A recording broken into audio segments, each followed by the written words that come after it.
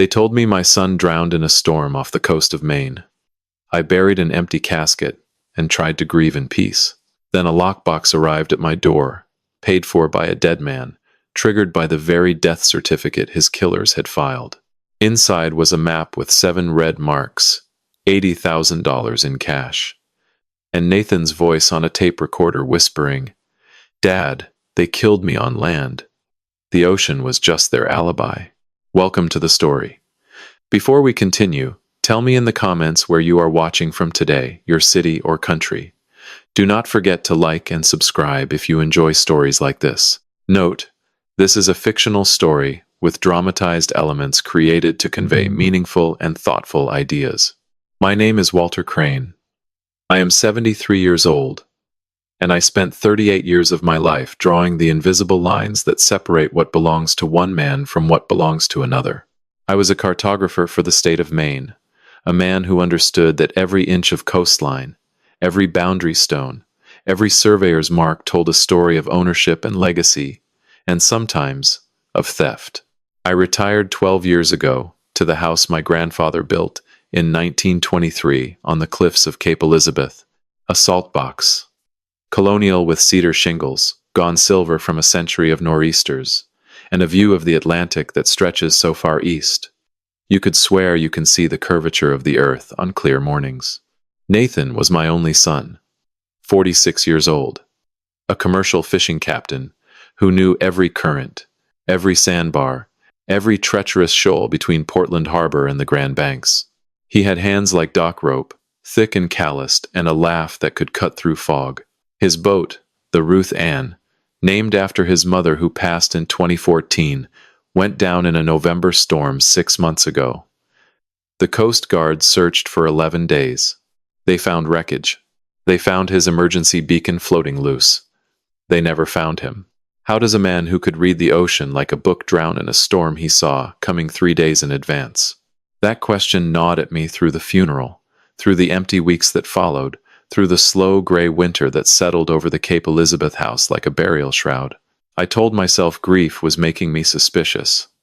I told myself the sea takes even the best. I told myself to stop staring at my daughter-in-law Stephanie across the breakfast table and wondering why her eyes were dry before the casket even touched the ground. The morning the state of Maine officially declared Nathan dead, I was sitting in my map room on the 2nd floor, the room that still smelled of India ink and old paper, when the doorbell rang. It was not the postman I recognized. It was a bonded courier from Portland Secure Storage, a private vault company I had never heard of. He carried a steel lockbox the size of a briefcase, and he needed my signature on 3 separate forms before he would release it. The box was cold to the touch, heavy as a ship's anchor, and stamped with a serial number that meant nothing to me. I asked who sent it. He checked his clipboard and said the account was registered to Crane Maritime Consulting, a limited liability company that had prepaid for conditional delivery. The condition was specific. If the account holder failed to log in and enter a security code within 72 hours of a registered death event, the contents would be delivered to the designated beneficiary. The beneficiary was Walter Crane. The account holder was Nathan Crane. The death event was filed 3 days ago. I stood in my doorway holding a dead man's insurance policy against the truth, and the November wind off the Atlantic cut through my wool cardigan like it was made of tissue paper. A dead man's switch, that is what they call it. A system designed to activate precisely because someone is no longer alive to stop it. My son, a fishing captain who could barely operate the television remote, had built a digital tripwire from beyond the grave. The realization hit me with the force of a rogue wave. Nathan knew. He knew someone was going to kill him, and he had spent his final months preparing for the aftermath. I carried the lockbox to my map room with hands that trembled not from age but from a terrible dawning clarity. I set it on the drafting table where I had once drawn the coastline surveys that defined the legal boundaries of every property in Cumberland County. The latch was cold, the mechanism precise, and when I lifted the lid, the contents stared back at me like evidence from a crime scene I had not known existed. $80,000 in banded hundreds smelling of that particular metallic sharpness that only large amounts of cash carry. A hand-drawn map on waterproof nautical chart paper, the kind Nathan used for his fishing routes, marked with 7 precise red circles at 7 different locations in and around Portland, Maine. Each circle was annotated with coordinates in the Universal Transverse Mercator System, a format that only a trained cartographer or a military surveyor would know how to read. And at the bottom of the box, wrapped in a waterproof pouch, sat an analog tape recorder. Not digital, not hackable, not deletable. A physical magnetic tape that could survive salt water, house fires, and the kind of people who know how to make digital evidence disappear. How far ahead do you have to see your own death to plan this precisely? The tape recorder was a portable unit, the kind journalists used in the 1980s, built like a tank and twice as reliable. A yellow sticky note on its face read simply, "Play me first, Dad, then follow the map. 1 point at a time. In order." I picked it up. The plastic casing was scratched, weathered, as if Nathan had carried it in his coat pocket for weeks. My thumb found the play button. The tiny speaker crackled to life, and the sound that filled my map room was the voice of my dead son. Nathan's voice came through the tiny speaker like a transmission from the bottom of the sea, distorted by distance and something worse, fear. A fear so raw and physical that I could hear his breath catching between words, the wet rasp of a man whose lungs were already being squeezed by the shadow of what was coming for him. "Dad, if you are hearing this," the switch triggered, "which means I am gone, and the 72 hours have passed." A long pause. The sound of him swallowing. "I need you to listen carefully, because everything I am about to tell you is going to sound insane. But I have proof. 7 pieces of proof, buried where only you can find them." His voice steadied, as if the act of recording had become a kind of armor.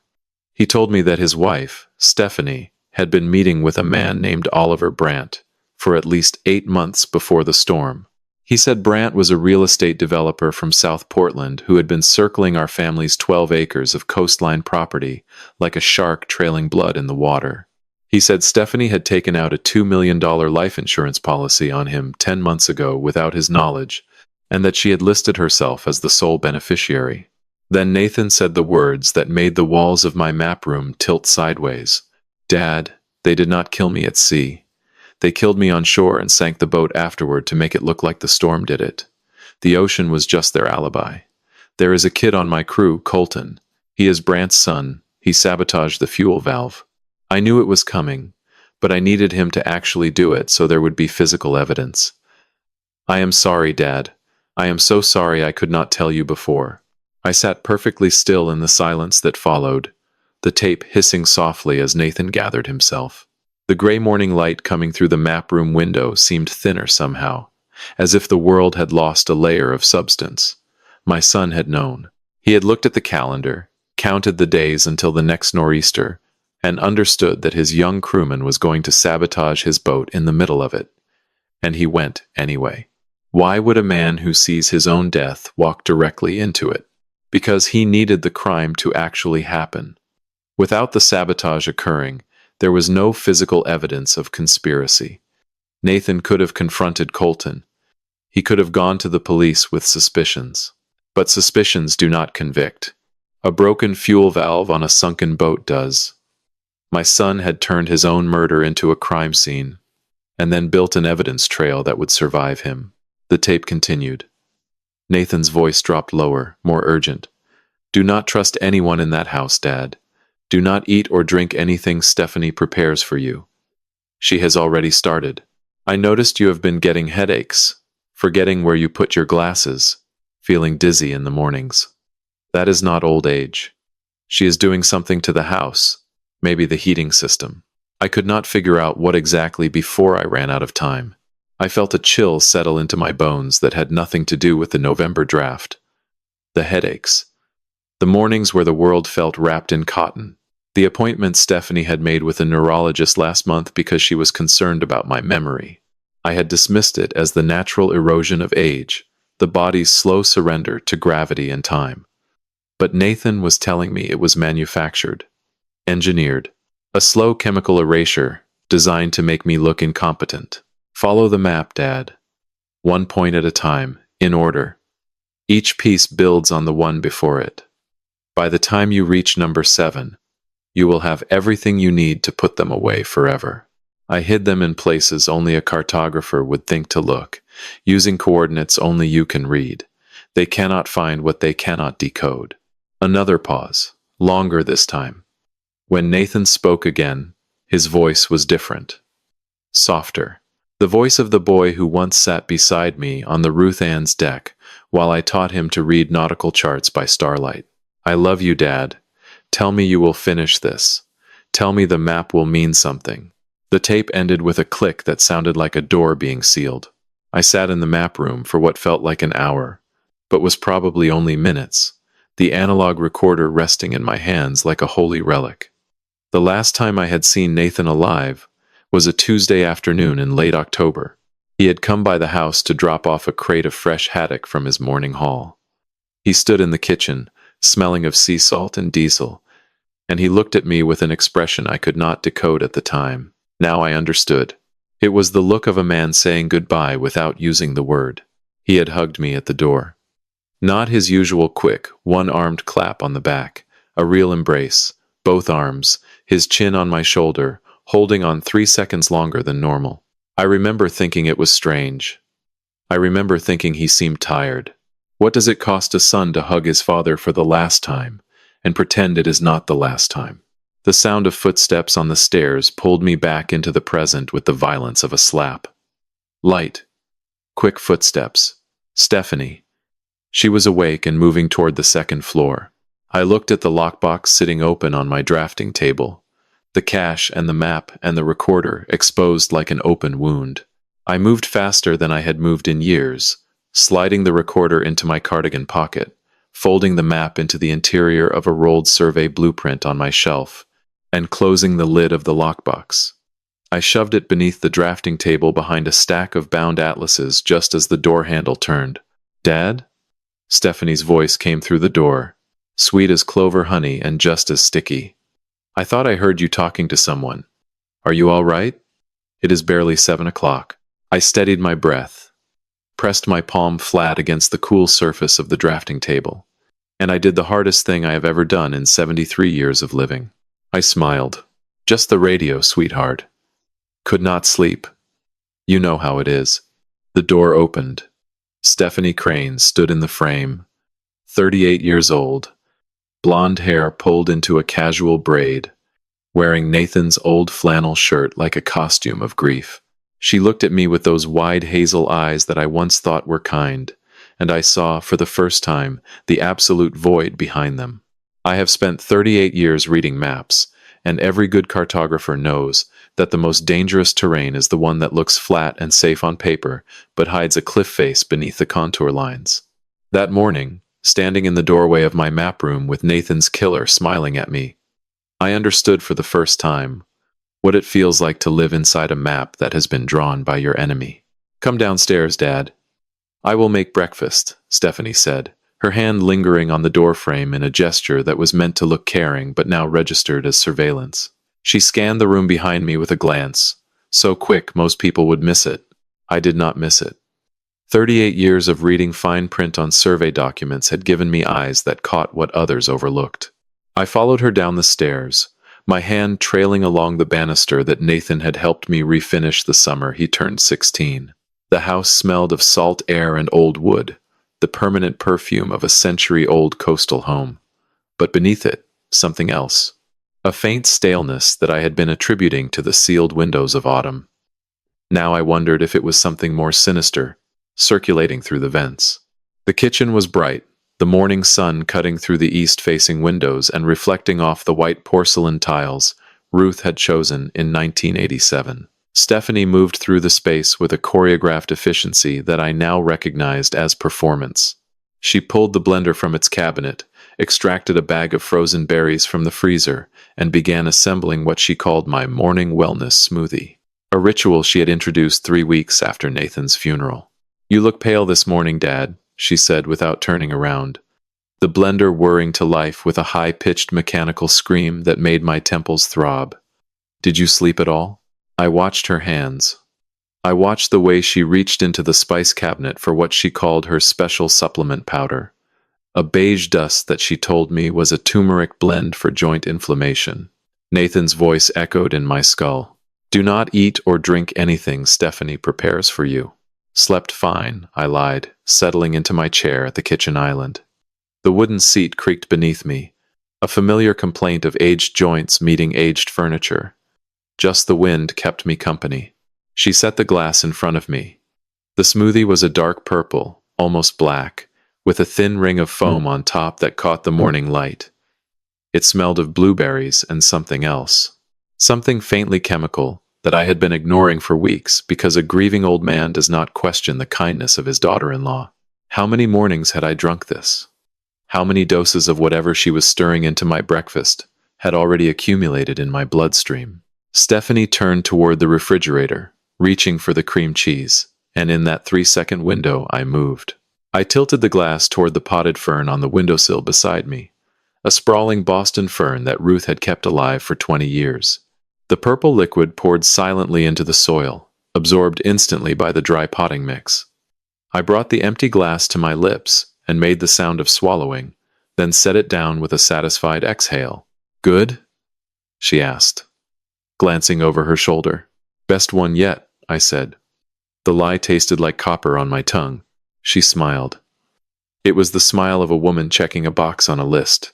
Breakfast proceeded with the excruciating normalcy of a play performed by actors who each believe they are the only one acting.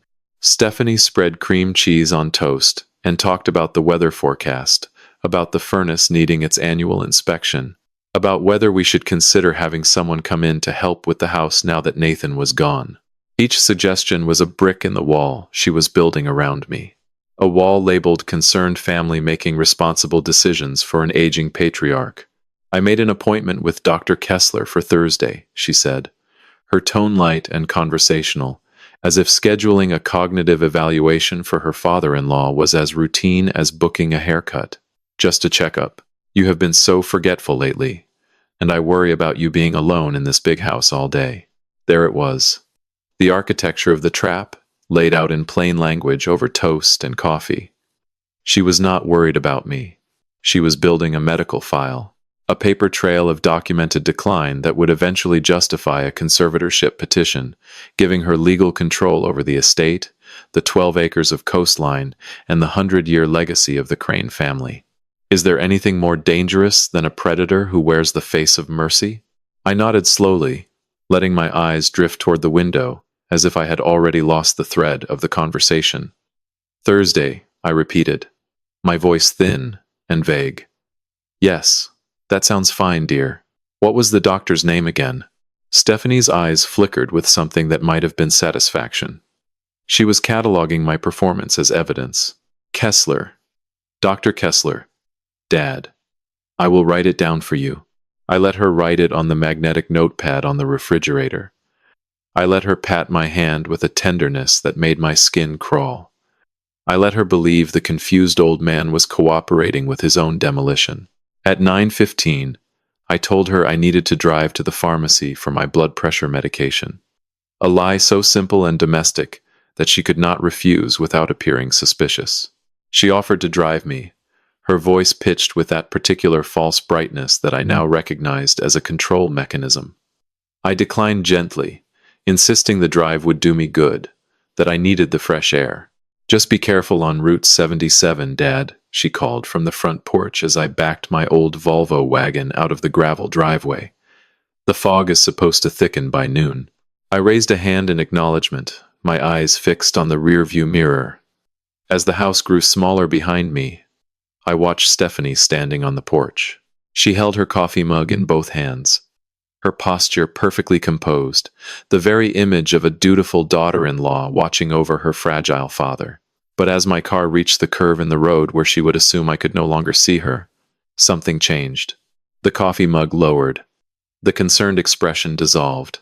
What remained was a face I had never seen before, cold, calculating, and utterly empty of the grief she wore like a uniform. She turned away from the road and walked back inside with the purposeful stride of a woman who had work to do. Not the work of mourning, the work of erasure. I gripped the steering wheel, the cracked leather cold beneath my fingers, and pointed the Volvo toward downtown Portland. The pharmacy could wait. What could not wait was the man whose name Nathan had mentioned on the tape. A defense attorney named Graham Whitfield, whose office sat on the 7th floor of a Congress Street high-rise, and whose reputation for protecting the elderly from predatory relatives was the only shield I had left. The road unspooled before me through the Maine fog, and in the rearview mirror, my house disappeared entirely, swallowed by the gray. The law offices of Whitfield and Driscoll occupied the 7th floor of a glass and granite tower on Congress Street, smelling of expensive floor wax and quiet authority. I had known Graham Whitfield for 15 years, ever since he represented the Cape Elizabeth Historical Society, pinction a boundary dispute that required my survey expertise.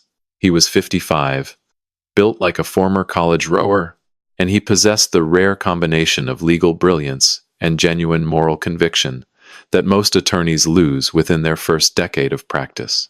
His secretary, a silver-haired woman named Dorothy, took one look at my face and waved me through without asking for an appointment. Some things do not require explanation. A 73-year-old man, walking into a lawyer's office with the expression of someone carrying a bomb, needs only a door and a chair. Graham's corner office overlooked the Portland waterfront. He stood as I entered, reading glasses pushed onto his forehead, a fountain pen still in his hand.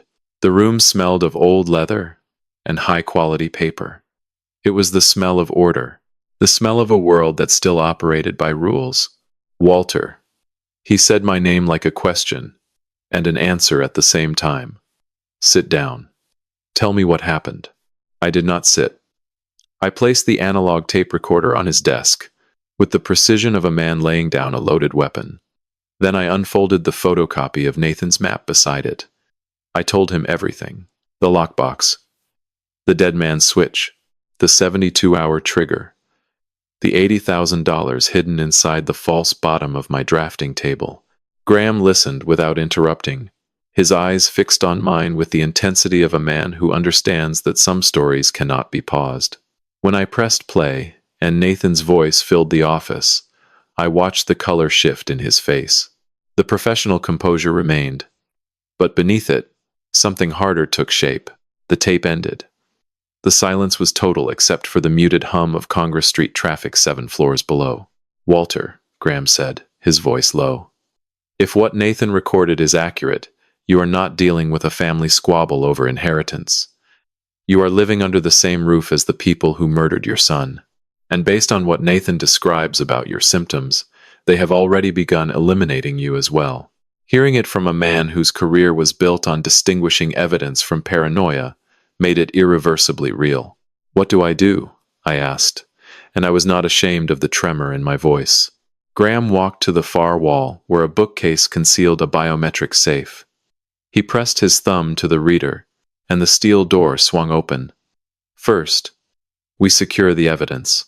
I am placing a certified copy of this tape and your map into my vault with a chain of custody timestamp. If anything happens to you, these documents automatically transfer to the district attorney. How do you prepare for a war when the enemy already occupies your home and controls your food supply? He recorded the date and contents on a legal form, then looked at me with the expression of a surgeon delivering bad news. Second, you need to understand the timeline. If Brandt is the developer Nathan described, he is operating on a financing deadline. Resort projects require committed capital by specific dates. They cannot wait for you to die slowly. They will accelerate. Graham laid out the strategy. I would continue living in the house, playing the declining patriarch. I would follow Nathan's map one point at a time, delivering copies to Graham for secure storage. Meanwhile, he would file a preemptive motion to freeze any transfer of the Crane property. This would buy time. Not much, but enough. Do not confront Stephanie. Do not confront Brandt. Do not deviate from your routine, Graham instructed. The moment they suspect you know, the rules change. Right now they think you are a confused old man drinking his smoothies and forgetting his appointments. That delusion is your greatest weapon. I shook his hand at the door. As I waited for the elevator, I allowed myself one moment of raw grief. My son had spent his final months building this case instead of living, instead of running. He had stayed in a house with his killer and assembled an evidence trail that required his own death to activate. The elevator doors opened, and I caught my reflection in the polished brass. An old man in a wool coat with tired eyes. No one looking at me would see a threat. That was precisely the point. I pushed through the lobby into the damp Portland morning. The fog had thickened, reducing the city to shapes and suggestions. I walked toward the parking garage, my shoes clicking against the wet sidewalk, when something in my peripheral vision made my spine stiffen. A black SUV. Parked across the street, engine running, exhaust curling into the cold air like the breath of a sleeping predator. It had not been there when I arrived. I was certain of this because 38 years of surveying land had given me an automatic spatial awareness that bordered on obsessive. I cataloged every vehicle on a street the way other men catalog faces. The windows were tinted beyond legal darkness. The license plate was partially obscured by a mud splash that looked too deliberate to be accidental. And as I turned my head slightly, pretending to check the crosswalk signal, I caught the glow of a phone screen illuminating a jawline behind the driver's glass. Someone was watching me. Someone had followed me from Cape Elizabeth to downtown Portland, which meant someone had seen me leave at an unusual hour and decided that a confused old man's pharmacy run did not usually lead to a 7th-floor law office. I did not quicken my pace. I walked to my Volvo with the unhurried shuffle of a man who had forgotten where he parked, fumbled with my keys, and pulled out of the garage at the speed of a retiree in no rush. But in my rearview mirror, the black SUV pulled away from the curb exactly 4 seconds after I did, and it maintained a steady 3-car distance all the way back to Route 77. I was being hunted, and the hunter did not yet know that the old cartographer had just been handed the map to his own cage. I woke before dawn the next morning, slipping out of the house while the sky was still the color of wet slate and Stephanie's bedroom door remained closed. I had learned something in the last 24 hours that no amount of grief could teach me. I learned that the most dangerous time in a predator's schedule is the hour before they expect you to be awake. If you are moving while they are sleeping, you have already won the first inch of ground. Portland Harbor at 5:30 in the morning is a world made entirely of sound and smell, the rhythmic slap of black water against barnacled pilings, the distant groan of a lobster boat's diesel engine warming in its slip, the smell of brine and creosote and old rope, thick enough to taste on the back of your tongue. I parked my Volvo in the public lot near the ferry terminal and walked toward the commercial docks with my coat collar pulled high against the November wind that came off Casco Bay like a blade. Nathan's map was folded inside my breast pocket, pressed against my chest like a second heartbeat. Point 1 was marked with coordinates in the Universal Transverse Mercator Grid System. 19T0, 3, 5, 4, 8, 7, 2, 4, 8, 3, 9, 1, 0, 6. To anyone else, these numbers were meaningless noise. To a man who spent 38 years converting these grids into physical locations on the Earth's surface, they were as precise as a street address. More precise, actually. A UTM coordinate does not lie, does not shift with rezoning or municipal redistricting. It points to one exact spot on the planet and nowhere else. The coordinates led me to the old commercial wharf on the eastern edge of the harbor, a section of rotting timber and rusted cleats that the city had been threatening to demolish for a decade. Dock 47. I recognized it immediately. This was where Nathan kept the Ruth Ann moored during off-season maintenance. He had tied his boat to this exact piling hundreds of times. How do you hide something in plain sight?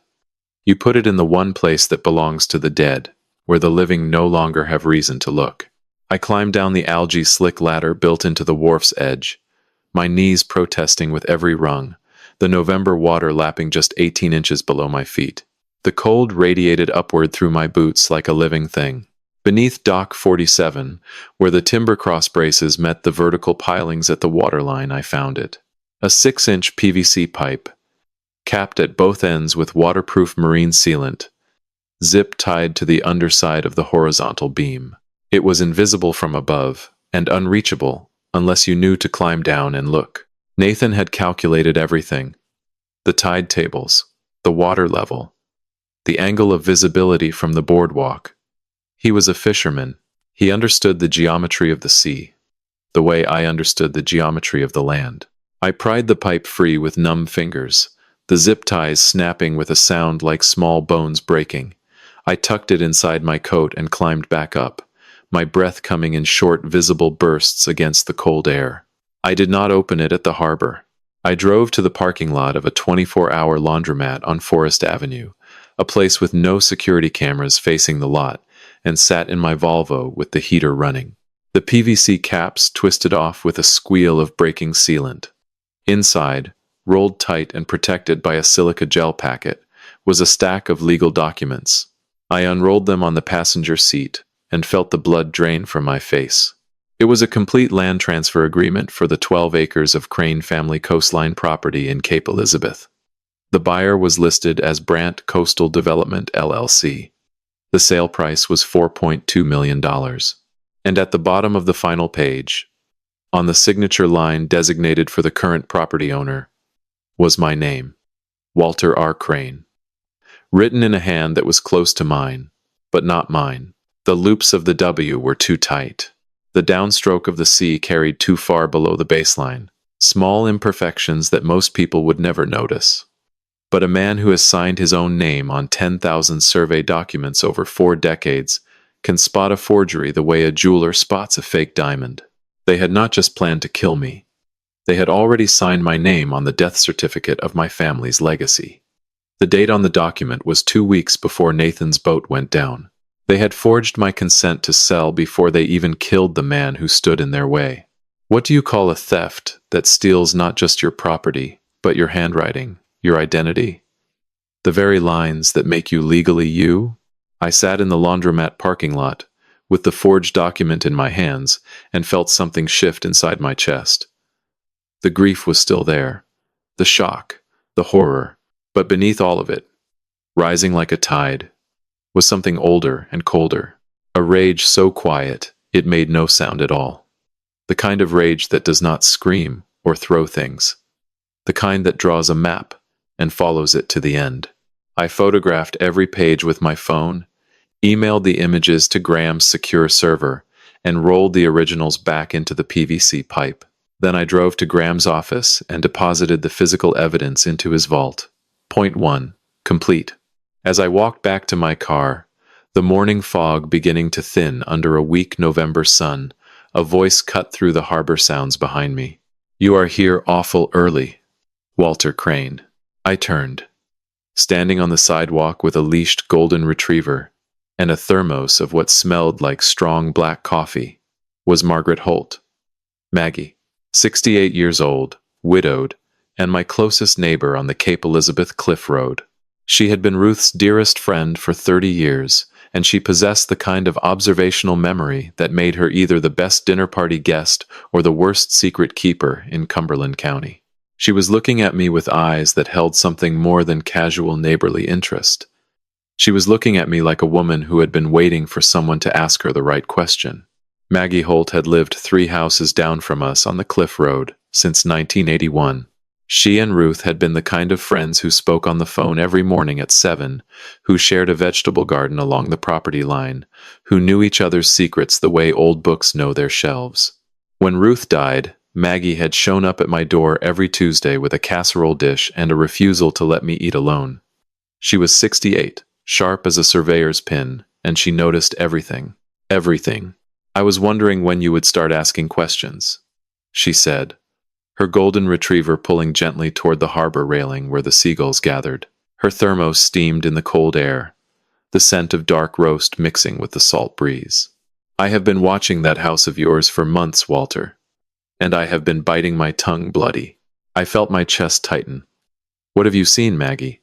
She looked out at the harbor, her jaw set in that particular New England way. That means a person has made a decision and will not be moved from it. "That woman, your daughter-in-law. She has been meeting a man at the harborside bar since last spring, long before Nathan disappeared." Maggie's voice dropped lower, though there was no one within 50 yards of us. Tall man. 50s. Charcoal overcoat, expensive watch, drives a black Mercedes SUV. Always checking his phone like he is running a business meeting instead of having a drink. The black SUV. The same vehicle that had followed me from Graham's office yesterday. I kept my face neutral, but my hand instinctively moved toward my coat pocket where my phone sat with the recording app one tap away. I pressed it through the fabric. The red light would be blinking inside the pocket now, capturing every word. How often? I asked. Every Tuesday and Thursday. Like clockwork. They would meet at 6, sit in the back booth, and leave separately. Always separately. Stephanie always came home before you would notice she had been gone. Maggie sipped her coffee, her eyes hard. I know what an affair looks like, Walter. I watched my own husband conduct one for 3 years before I caught him. But this was different. They were not touching each other like lovers. They were leaning over papers, pointing at things, planning. What looks like romance from a distance sometimes reveals itself as warfare under magnification. Did you ever hear a name? I asked. Brant. She called him Oliver once when they were leaving, and he snapped at her for using his name in public. Maggie shook her head, her silver hair catching the weak morning light. But that is not the part that kept me up at night, Walter. She turned to face me fully, and I saw something in her expression that I recognized. It was the same look I had seen in my own mirror that morning. The look of someone who has been carrying a terrible knowledge alone for too long. There was a young man, early 20s, sandy hair, worked on Nathan's crew. I saw him 3 times at the old shipyard on the South Portland side, always after dark, always meeting the same man in the Mercedes. She paused, letting the weight of it settle. The 3rd time, they embraced. Not like friends, Walter. Like family. Same jaw. Same walk. Same way of standing with their weight on their left foot. Colton. She was describing Colton. The young deckhand Nathan had mentioned on the tape. The one who had sabotaged the fuel valve. And Maggie was telling me what Nathan had already confirmed. Colton was Oliver Brant's son. When was the last time you saw them together? I asked, fighting to keep my voice steady. 3 days before the storm that took Nathan's boat. Maggie's voice cracked slightly, the first break in her composure. I almost called you that night. I almost called the Coast Guard. But what was I going to say? That I saw a man hugging a boy in a parking lot? She looked down at her dog, her free hand trembling on the leash. I did not have the words for what I was seeing until it was too late. I reached out and placed my hand over hers. The leather of the leash was cold and damp between our fingers. You have the words now, Maggie, and I am listening. She straightened, the steel returning to her spine. There is more. 2 weeks after Nathan disappeared, I saw the Mercedes parked outside your house at 2 in the morning. The tall man went in through the back garden gate. Stephanie let him in. Maggie looked at me with a fierceness that reminded me so much of Ruth it made my throat ache. Whatever is happening in that house, Walter, it did not end when Nathan died. It escalated. I thanked her. I told her I was handling it. I asked her to keep watching, and to write down anything she noticed with dates and times. She promised she would, gripping my arm with surprising strength before turning back toward the cliff road with her dog. Is there anything more powerful than an old woman with a window, a memory, and a reason to pay attention? I sat in my Volvo for 10 minutes after she left, staring at Nathan's map spread across the steering wheel. The 7 red points stared back at me like a constellation waiting to be connected. Point 1 had given me the forged documents. Maggie had given me the human context, the eyewitness foundation that transformed suspicious paperwork into a narrative of conspiracy. But Nathan had numbered the points for a reason, each piece built on the one before. Point 2 was at the Portland Public Library. Point 5 was the shipyard Maggie had just described, the place where Oliver and Colton met in the dark. I wanted to drive there immediately, to rip the truth out of that place with my bare hands. But Nathan had been specific. In order, one at a time. I looked at the map coordinates for Point 2. The library. Nathan had hidden something in the main room, the local history archive, where I had spent hundreds of hours during my career researching property boundaries and deed histories. He had hidden it in a place that was mine. A place where a retired cartographer walking through the stacks would be invisible. I folded the map carefully, pressing the creases flat with my thumbnail, and pulled out of the parking lot. The fog was lifting, and for the first time in days, the pale disk of the November sun was visible above the Portland skyline. It offered no warmth, but it offered clarity. And clarity was the only currency I could afford. 2 down, 5 to go. And the shipyard was waiting. I returned home before heading to the library. Because a man who disappears for an entire morning without explanation gives a predator reason to adjust her schedule. I needed Stephanie to see me, to believe I was still operating within the boundaries of the confused patriarch she was constructing. The kitchen smelled of lemon cleaner and fresh laundry when I walked through the back door. Stephanie was standing at the counter with her phone pressed to her ear, speaking in a voice so low it barely registered above the hum of the refrigerator. The moment she heard my footsteps on the tile, she turned with a practiced smile and ended the call with a quick, "I will call you back. Dad, you were gone so long." I was getting worried. Her eyes moved over me, scanning for evidence the way a customs agent scans luggage. "Did you find your medication?" "Pharmacy was backed up," I said, holding up the bottle of blood pressure pills I had picked up on the way home for exactly this purpose. A prop in a play we were both performing. Took forever. She nodded, but I caught the way her thumb was still hovering over her phone screen. She had not locked it yet. Whatever conversation I had interrupted was not one she wanted me to see, but she had not had time to hide it. I shuffled past her toward the hallway, playing the stiffness in my joints for maximum effect, and told her I was going to rest before lunch. Instead, I waited 15 minutes, then slipped out through the garage while she was upstairs. The Volvo rolled silently down the driveway in neutral before I started the engine at the road. The Portland Public Library sits on Congress Street like a granite monument to the belief that knowledge should be free and permanent. I had spent hundreds of hours in this building during my career, particularly in the main room on the 3rd floor, a climate-controlled archive that houses every local history document, property deed, and municipal record, dating back to the 1700s. The librarians knew me by name. To them, a retired cartographer browsing the stacks was as unremarkable as a seagull on a pier. Nathan understood this. He had hidden point 2 in the one public building where my presence would never raise a question. The main room was quiet at 2 in the afternoon, the dry conditioned air carrying the scent of old paper and preservation chemicals. I moved to the local history section, shelf 7, row 3, and found the book Nathan's map coordinates indicated. A Survey History of Cape Elizabeth Shoreline, 1842 to 1998. I had consulted this book 100 times during my career.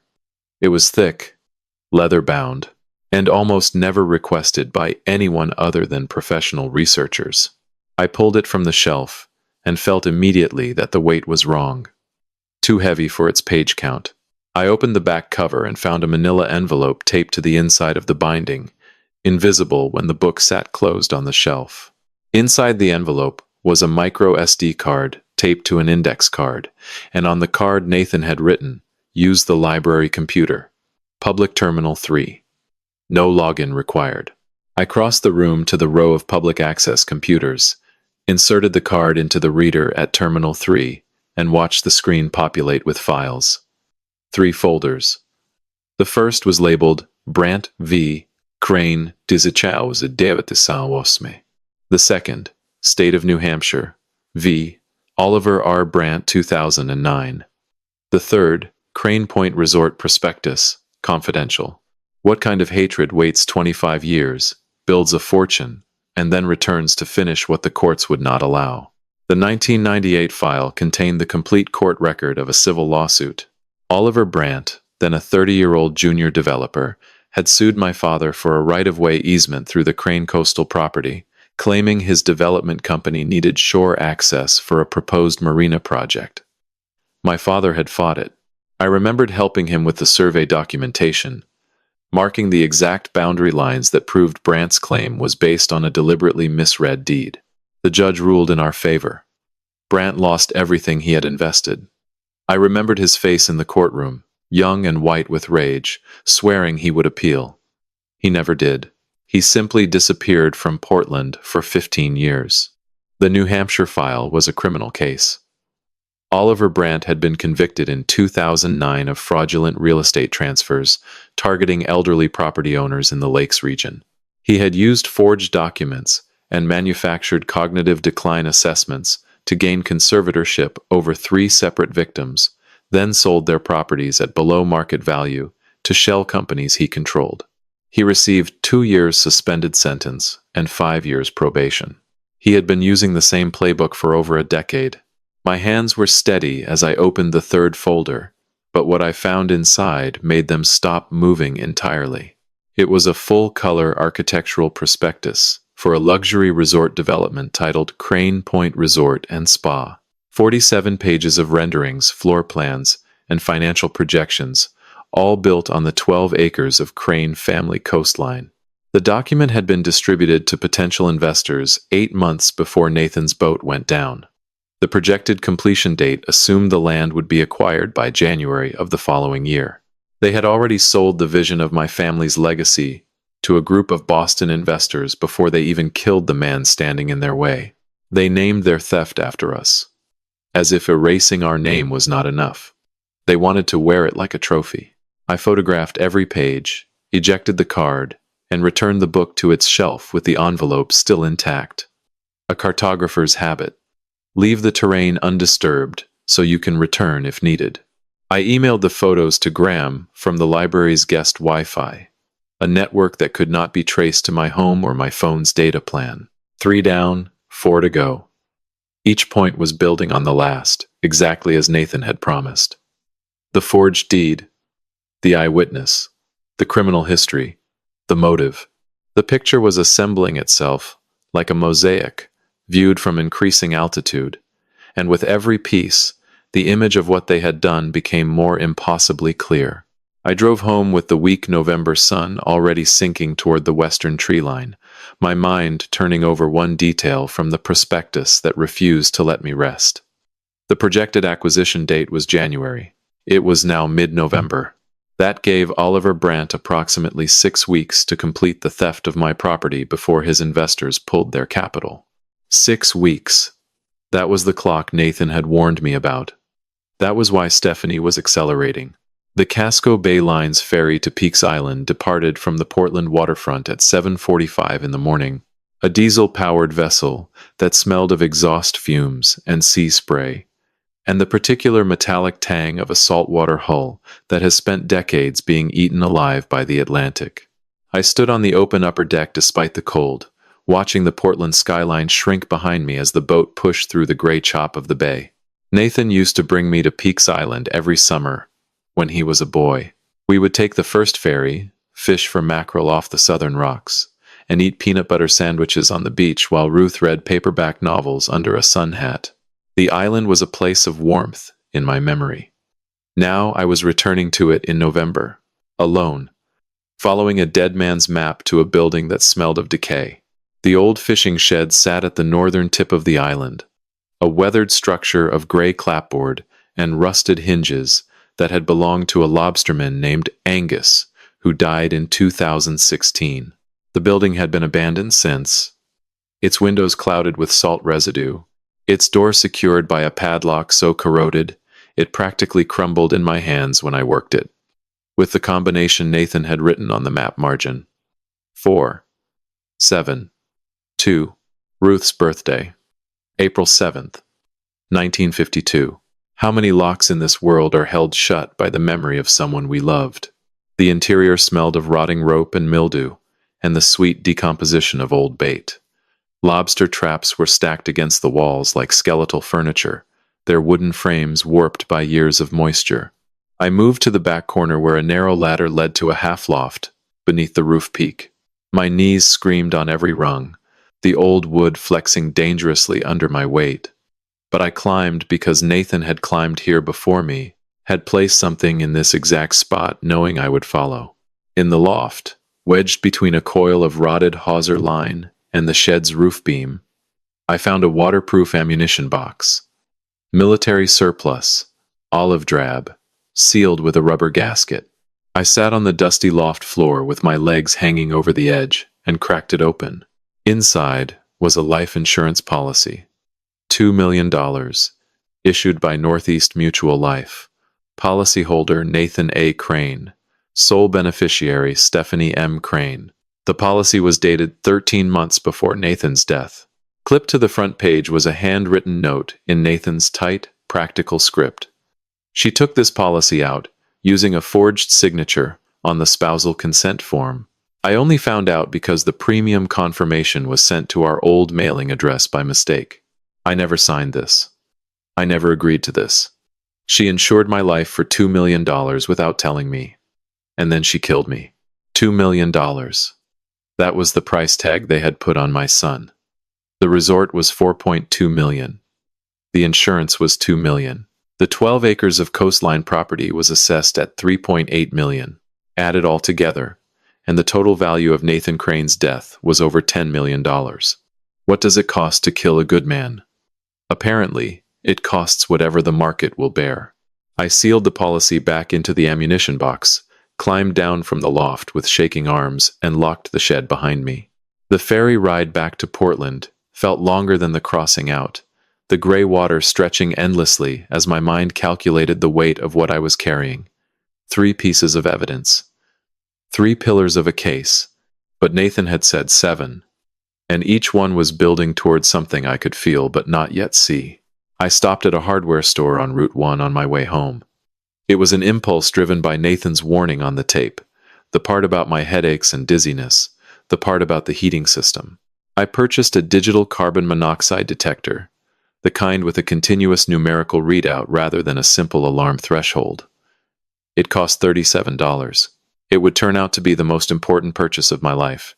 I arrived home at 4 in the afternoon. Stephanie was not there. A note on the kitchen counter said she had gone to the grocery store in Scarborough. I had perhaps 40 minutes alone in the house. I unwrapped the detector from its packaging and carried it to the hallway near the furnace room in the basement. I pressed the power button and watched the digital numbers climb. 20 parts per million. 35. 52. The numbers kept rising with a steady mechanical patience that made my stomach turn to ice. 61, 73, 85, 85 parts per million. The device's screen flashed red. The manual I had scanned in the parking lot stated that anything above 70 warranted immediate evacuation and emergency services. Anything sustained above 50 caused headaches, confusion, nausea, and impaired cognitive function. Anything prolonged above 30 could mimic the early symptoms of dementia in elderly individuals. I stood in my own basement, staring at that red flashing number, and felt the architecture of the last 2 months reassemble itself into a completely different structure. The headaches that started in September, the mornings I could not remember breakfast, the afternoon I lost my car keys for 3 hours and found them in the refrigerator, the appointment Stephanie had made with Dr. Kessler for a cognitive evaluation. None of it was age. None of it was grief. None of it was my mind betraying me. I was being poisoned, slowly, invisibly, by a gas that has no color, no taste, and no smell. A gas that was leaking from a heating system. Someone had deliberately miscalibrated to produce lethal concentrations in the exact wing of the house where I slept. I opened every window on the first floor. I stepped onto the back porch and filled my lungs with the cold, clean Atlantic air until my vision sharpened and the fog that had lived behind my eyes for weeks began, finally, to thin. I was not losing my mind. She was stealing it from me, one breath at a time. A cartographer's first instinct when he discovers the terrain has been altered is not to announce it. It is to document the alteration, note the coordinates, and let the person who moved the boundary marker believe their crime went undetected. That is precisely what I did. I spent the next 2 hours in the basement with a flashlight and a crescent wrench. The furnace was a gas-fired forced air unit installed in 2004, reliable, well-maintained, and now deliberately sabotaged. Someone had adjusted the combustion air intake damper to restrict airflow, creating an incomplete burn that produced carbon monoxide instead of harmless carbon dioxide. It was not a complicated modification. A person with basic mechanical knowledge and access to a YouTube tutorial could accomplish it in 5 minutes. The genius of it was its subtlety. No dramatic gas leak, no sudden catastrophic failure, just a slow, invisible accumulation that would mimic the natural cognitive decline of a 73-year-old man. I corrected the damper setting, restoring proper airflow. Within an hour, the CO readings in the hallway dropped from 85 to 4 parts per million. Normal. Safe. But I left no visible sign of my repair. I wanted Stephanie to believe the poison was still flowing. That evening, I drove to an electronics store in South Portland and purchased 2 miniature wireless cameras, each no larger than a coat button. One had infrared capability for low-light recording, both connected to a cloud storage service accessible from my phone. I paid cash. Back home, I installed the first camera inside the casing of an antique barometer that hung in the basement stairwell, its lens angled directly at the furnace's intake damper. The second I mounted inside the hollow brass finial of a floor lamp in the kitchen, positioned to capture the counter where Stephanie prepared my meals. Both cameras were motion-activated and uploaded to an encrypted cloud server in real time. Even if someone destroyed the cameras, the footage would already be preserved on a server 3,000 miles away. How long does it take to catch a killer? Sometimes all it takes is a single night and the patience to let them believe they are still invisible. I went to bed at 9:30, my bedroom windows cracked open to ensure clean air, and set my phone alarm for 2 in the morning, with the vibration only. I did not sleep. I lay in the dark, listening to the house settle around me, counting the creaks of old timber and the distant rhythm of waves against the cliff below. At 1:58, I heard it. The soft click of a door latch, the whisper of socked feet on hardwood. Then the basement door opening, with the faint groan of its hinges. I watched the footage live on my phone, the infrared camera rendering the scene in ghostly green and white. Stephanie descended the basement stairs at 2:17 in the morning, wearing a dark robe, her hair loose around her shoulders. She moved directly to the furnace without hesitation, without searching, without needing a flashlight. She knew exactly where the damper was. She adjusted it with her bare hands, pushing it back to the restricted position I had corrected hours earlier. The entire operation took her 43 seconds. She climbed back up the stairs, closed the basement door, and returned to her bedroom without making a sound louder than a breath. I had her on video, deliberately, repeatedly, sabotaging the heating system to poison me with carbon monoxide. I saved the footage to 3 separate cloud accounts and emailed the link to Graham before my heart rate even returned to normal. Is there anything more terrifying than watching someone try to kill you from the comfort of your own bed? The next morning, I corrected the damper again before dawn. Stephanie would check it the following night, find it wrong again, and assume it had simply drifted back to the safe position on its own. The game would continue. Each night she adjusted it. Each night my camera recorded her, and each recording added another brick to the wall I was building around her. But the carbon monoxide was only half of her arsenal. At breakfast, she placed the purple smoothie in front of me, with her usual morning smile. I brought the glass to my lips and inhaled before drinking. Beneath the sweetness of blueberries and banana, I detected something I had been ignoring for weeks. A faint chemical bitterness, almost imperceptible beneath the fruit, like the taste of aspirin dissolved in juice. I knew it was there now because my mind was clear for the first time in months. The CO fog had lifted, and with it, my ability to detect subtleties had returned. I performed the same maneuver as before, tilting the glass into the potted fern when her back was turned. But today, I added a step. Before dumping the smoothie, I poured approximately 2 tablespoons into a small glass vial I had purchased at the pharmacy, sealed it, and slipped it into my cardigan pocket. That afternoon, while Stephanie believed I was napping, I drove to an independent toxicology laboratory in Westbrook that Graham had recommended. I paid $470 for an expedited analysis with a certified chain of custody report. The call came the following morning at 8:12. I was sitting in my Volvo in the driveway, engine running, heater blowing, the phone pressed to my ear. "Mr. Crane?" The sample you submitted contains lorazepam at a concentration of approximately 4 milligrams per serving. The technician's voice was clinical, detached, reading numbers that meant nothing to her and everything to me. That is roughly 4 times the maximum therapeutic dose for an adult male of your age and weight. At sustained daily ingestion, this concentration would produce significant cognitive impairment, memory loss, confusion, and motor coordination deficits consistent with early to moderate stage dementia presentation. 4 times. She had been giving me 4 times the dose a doctor would prescribe, every single morning, in a glass of fruit and poison disguised as love. I recorded the call. I thanked the technician. I asked her to send the certified report directly to Graham Whitfield's office with a duplicate to be held at the lab under my name.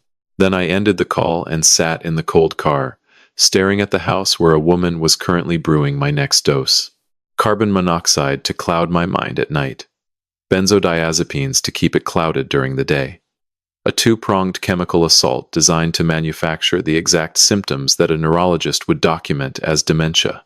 And once the diagnosis was official, the conservatorship petition would follow within days. Legal control of the estate. Legal authority to sell the land. Legal permission to erase Walter Crane from his own life. I put the car in gear and pulled out of the driveway. 4 pieces of evidence found. 3 more waiting. And now I had something Nathan did not live long enough to collect. Video proof of the poisoning in progress, and a laboratory confirmation of the weapon in the glass. The hunt was accelerating, and for the first time since the lockbox arrived, so was I. There are places on a map that cannot be measured in coordinates alone. They exist in a different kind of geometry, one drawn by memory and loss, where the distance between 2 points is not calculated in meters but in years. Evergreen Cemetery in Portland is one of those places for me. It is where Ruth sleeps beneath a granite headstone I chose, because it reminded me of the color of the sea on calm mornings. I arrived at the cemetery before sunrise, when the November frost still clung to the grass like a thin white sheet, and the only sound was the distant murmur of traffic on Stevens Avenue. The iron gate was unlocked, as it always was before 8, and I walked the familiar path between rows of stones that I had memorized long before Nathan drew his map. 3rd row from the eastern wall. 14th stone from the maple tree. Ruth Eleanor Crane, beloved wife and mother. 1952 to 2014. I knelt before her grave the way I always did. One knee on the cold ground, my hand resting on the top of the headstone where the granite was worn smooth by 10 years of my visits. The silk flowers in the bronze vase beside the stone were faded from summer, and I made a mental note to replace them. Even in the middle of a war, some rituals cannot be abandoned. I found the map. Ruth, I whispered, my breath visible in the cold air. He built it for me. Every piece in a place I would know how to reach. I paused, feeling the weight of the morning settle into my chest. I wish you were here to tell me I am not losing my mind. Although I suppose I finally have laboratory proof of that. Nathan had chosen to hide point 4 here. Not because a cemetery was a clever hiding spot, though it was. Because he knew no one would dare disturb his mother's resting place. It was the one location on Earth that Stephanie would never visit voluntarily. She had attended Ruth's funeral with the stiff obligation of a woman fulfilling a contract, not mourning a loss. She had not returned since. How do you honor the dead? You protect the secrets they keep for the living. I lifted the bronze flower vase from its mount beside the headstone. It was heavy, filled with decorative stones that I had placed there myself 3 years ago. But beneath the stones, sealed in a waterproof vacuum bag, was a USB drive the size of my thumbnail. I would not have known it was there if Nathan had not marked this exact spot on his map with a small notation in the margin, under Mom's flowers. She would have approved. I pocketed the drive and replaced the vase exactly as it had been, pressing the stones back into their arrangement with fingers that ached from the cold. I sat on the small granite bench across from Ruth's plot, the bench the cemetery had installed for visitors, and pulled out the portable USB player I had purchased the day before. A simple device with a headphone jack that could read standard flash drives without requiring a computer. The file on the drive was a single audio recording, 18 minutes long, time-stamped 1 week before Nathan's final voyage. I pressed the earbuds in and hit play. The first thing I heard was wind. The hollow, whistling moan of coastal wind moving through an enclosed space. A boat cabin, I realized. Nathan was recording from inside the Ruth Ann's wheelhouse. Then voices. 2 of them. Nathan's calm, measured tone and a younger voice, nervous, slightly slurred, as if the speaker had been drinking. "I appreciate you staying late to help with the nets, Colton," Nathan said, his voice carrying the easy authority of a captain speaking to his crew. "Have a beer. You earned it. Thanks, Cap." Colton's voice was thin, reedy, the voice of a young man trying to sound older than his 24 years. There was a sound of a bottle being opened, then a long silence filled only by the creak of the hull against the dock. Nathan guided the conversation with the patience of a man who knew exactly what he was fishing for. He asked about Colton's plans for the winter, about whether he was thinking of buying his own boat someday, about money. "Money is not going to be a problem much longer," Colton said, and I heard the clumsy confidence of alcohol loosening a tongue that should have stayed silent. "Mr. Brandt says the insurance will cover everything after the storm. You will not have to worry about the boat, Cap. Everything is going to be taken care of." A pause. Nathan's voice, carefully neutral. "Insurance? What insurance?" "The policy. The big one." Another gulp of beer. He said once the storm comes through next week, the payout covers all of it. The boat, the business, everything gets reset. He said, "It is just a timing thing. Has to happen during the storm so it looks natural." The recording captured the sound of Nathan's breathing, slow and controlled, the breath of a man hearing his own death sentence, spoken aloud by the man assigned to carry it out. He did not react. He did not confront.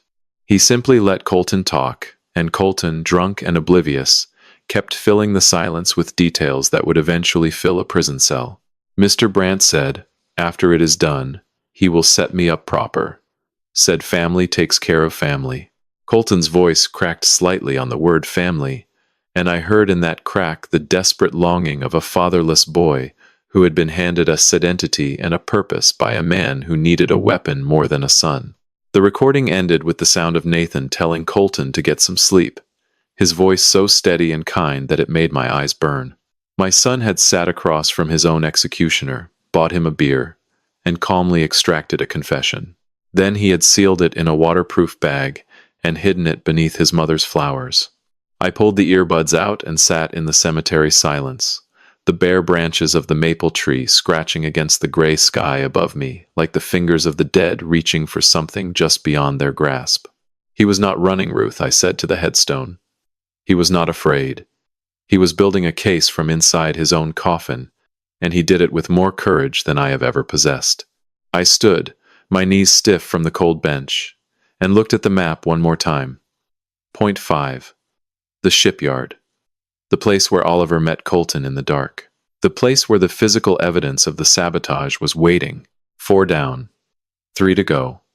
And the next one would bring me face to face with the boy who killed my son. The South Portland shipyard after dark is a graveyard of iron and ambition.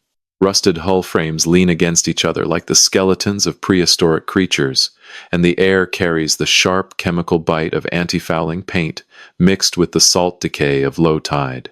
I arrived at 9 in the evening, parking my Volvo 2 blocks away on a residential street where an old car would not attract attention. The shipyard's chain-link fence was more suggestion than barrier, and I found the gap in the northeast corner that Nathan had marked on his map with a small penciled X. Point 5 was located inside the abandoned dry dock office, a cinder block structure with plywood over its windows and a door that opened when I applied pressure to the rusted latch. Inside, the air was stagnant, thick with the smell of mildew and old diesel. My flashlight beam cut through the dark, illuminating a filing cabinet in the corner that had been pried open at some point in the past, its drawers hanging crooked on bent rails. Nathan had taped an envelope to the back panel of the bottom drawer, hidden behind a stack of yellowed invoices from 2011. I peeled it away carefully, the adhesive pulling against the metal with a sound like tearing skin. Inside was a single page. A purchase receipt from a marine supply company in Bath, Maine. One fuel shutoff valve, model number, matching the Ruth Ann's engine specifications, exactly. Purchased 6 weeks before the storm. Buyer name on the receipt, Colton Brandt. Payment method, a corporate credit card registered to Brandt Coastal Development LLC. They had purchased the murder weapon with a company credit card. The arrogance of it took my breath away. What kind of man buys the instrument of another man's death and puts it on a business expense report? I sealed the receipt in a Ziploc bag and tucked it inside my coat. 5 pieces found. But Nathan's map had an additional notation beside point 5 that read, he drinks at Mahoney's on the waterfront. Thursdays. Alone. It was Thursday. Mahoney's Tavern sat at the end of a narrow alley 2 blocks from the shipyard. A dim waterfront bar that smelled of fried clams and spilled draft beer. The kind of place where fishermen and dock workers drank in tired silence after long shifts. I found Colton Brandt exactly where Nathan said he would be. Last stool at the bar, hunched over a half-empty pint glass, his sandy hair unwashed, his jacket stained with what looked like motor oil. He was 24 years old, but looked 40. The weight of what he had done was aging him in real time. I sat down on the stool beside him. He did not look up. I ordered a coffee from the bartender, black, and waited until the man moved away before I spoke. Colton. He flinched as if I had struck him. His head turned slowly, and I watched recognition flood his face, followed immediately by a terror so pure it made his pupils dilate in the bar's dim light. He knew who I was. He knew what I represented, and he knew, in that instant, that the walls he had built around his secret were coming down. Mr. Crane, I did not, he started, but I raised my hand. A single gesture. The gesture of a man who has spent decades silencing courtrooms without raising his voice. I have the fuel valve receipt with your name on it, I said quietly, my voice barely above the music. I have a recording of you telling my son that Mr. Brandt said the insurance would cover everything after the storm. I have 8 months of surveillance, showing your father meeting with Stephanie at the Harborside bar. I let each sentence land like a stone dropped into still water. I am not here to hurt you, Colton. I am here to give you a choice. His hand was shaking so violently that beer sloshed over the rim of his glass.